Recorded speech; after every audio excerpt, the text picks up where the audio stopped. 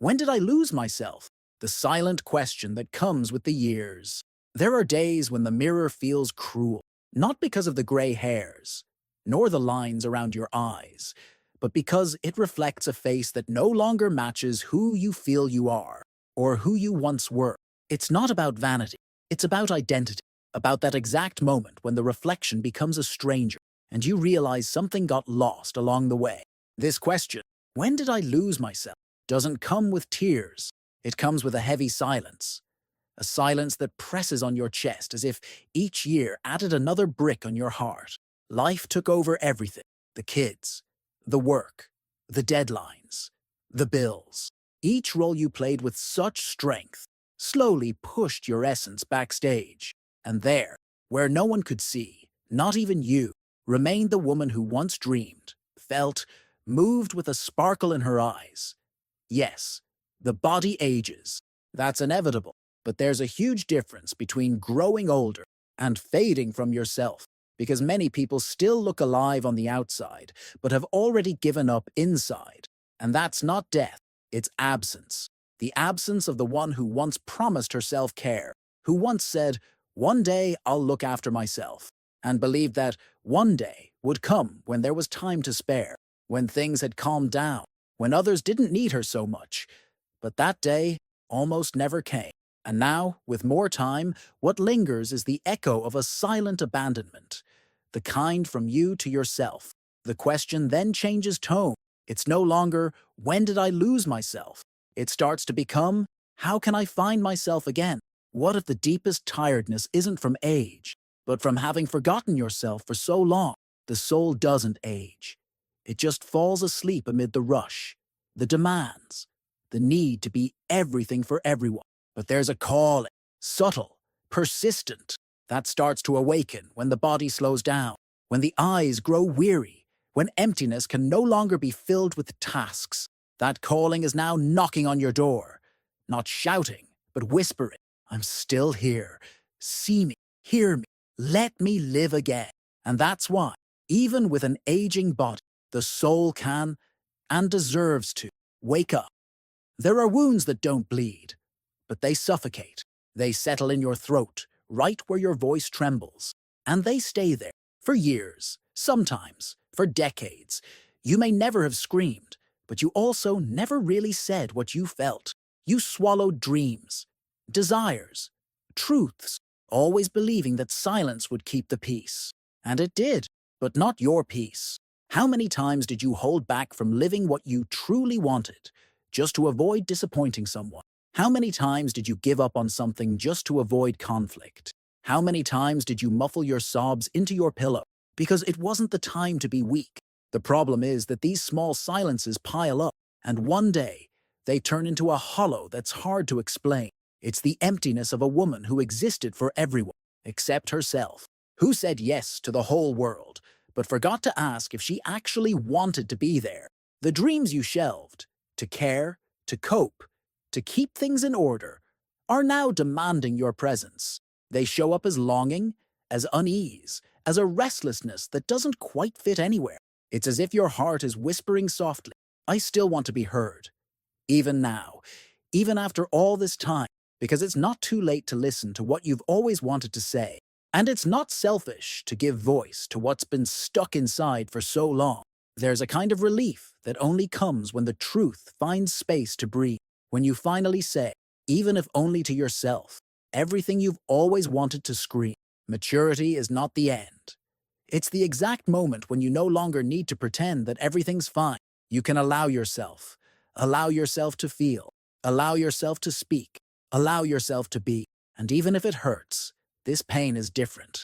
Because it's no longer one of suppression, it's one of liberation. There are words that weigh heavy when they stay trapped, but they lighten when they find the courage to come out. And maybe today, you don't need to stay quiet to be loved anymore. You don't need to shrink to fit into anyone's life, or bottle up feelings just to avoid upsetting others. You have the right to be heard, even if your voice is soft, even if it comes late. Because inside you still lives a truth that wants to breathe, and it deserves, for the first time, to be welcomed, without hurry, without guilt, without fear. Not every change comes with a warning.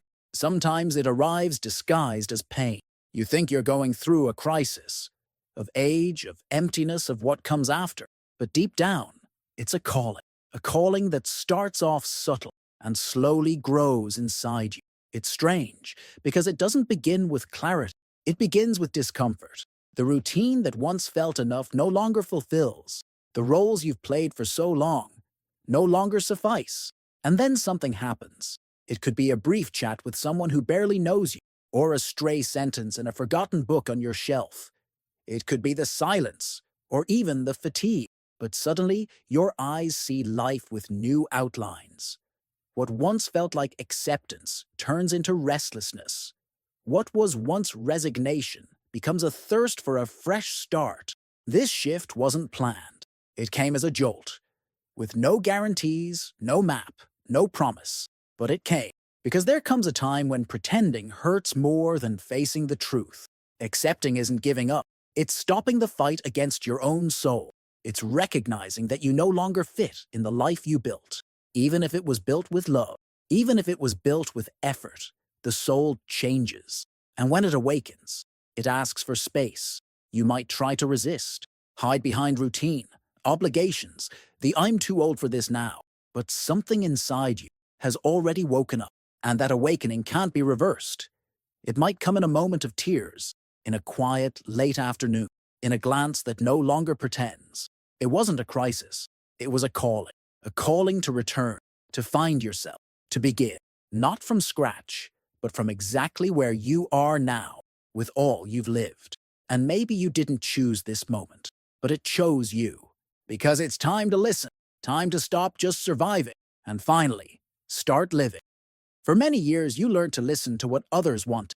You listened to advice, orders, criticism, expectations, and slowly, your own voice faded into silence. Not out of weakness, but out of love, out of responsibility, out of that deep desire to get it right, to be a good daughter, a good mother, a good professional, a good partner. But deep down, trying to be everything to everyone comes at a cost. Because while you were answering to the world, you stopped answering to yourself. Until one day, out of nowhere, something shifts. You catch yourself in silence. But it's not a peaceful silence. It's a silence of absence. That's where the rescue begins. Slowly, like relearning the melody of a forgotten song, you start asking yourself, what do I want today? And no longer, what do they expect from me? That simple question has the power to shake entire foundations, because it brings you back to a place long asleep, the place of desire, of choice, of will. At first, it might feel like selfishness, but soon you understand. If not now, when? It takes courage to step out of autopilot, to say no without guilt, to choose what nourishes you, not just what keeps things running. And this reconnection doesn't come with fireworks. It arrives in small gestures, in the song you start listening to alone again, in the meal you cook just for yourself, in the notebook where you write without anyone reading, in the scent of a memory that makes you smile, even if no one else gets why. It's those simple acts that say, I'm still here, and bit by bit, your voice begins to return. It comes shy, then strong, then undeniable. And what if listening to your own soul is the bravest act after 50? Finding your voice again isn't rejecting who you were. It's honoring all you've lived. But now, with more presence. It's when you realize you no longer need to obey the noise of the world, because there's a wisdom inside you that's always known the way. It was just waiting to be heard again. And maybe it's precisely now, when so many think your time has passed, that your truth finally finds room to bloom. You spent your life trying to be what others expected of you, trying to fit in, trying to keep up, trying to prove yourself worthy. And maybe now, after all this time, you're realizing that none of it was ever needed to be loved. There's a rare kind of beauty that only blooms with maturity, the beauty of being able to rewrite yourself without asking for permission. You no longer need to justify your desires, or explain why you changed your mind, or apologize for wanting a different path. The truth is, you can be many versions of yourself and still be you. In fact, maybe this is the truest version, the one born after exhaustion, surrender, stillness, the one that no longer seeks to please, just to breathe in peace. Because changing after 50 isn't weakness, it's courage. It's having lived enough to know what no longer serves. It's having hurt enough to no longer accept less than what your soul needs. Maturity is the best soil for planting a new story, not because everything is perfect, but because now you know what truly matters. Maybe this rebuilding starts with small gestures, a letter written but never sent, a haircut that symbolizes freedom, a project that sat in a drawer for years and is finally seeing the light of day. These rituals aren't silly, they're milestones, silent declarations that you've come back to yourself when you say no with peace and yes with truth. Life stops being survival and becomes expression. And there's no right age for this. Only the moment you decide you've waited long enough. And that moment, if you choose it, can be now. Rebuilding doesn't need to be quick or complete.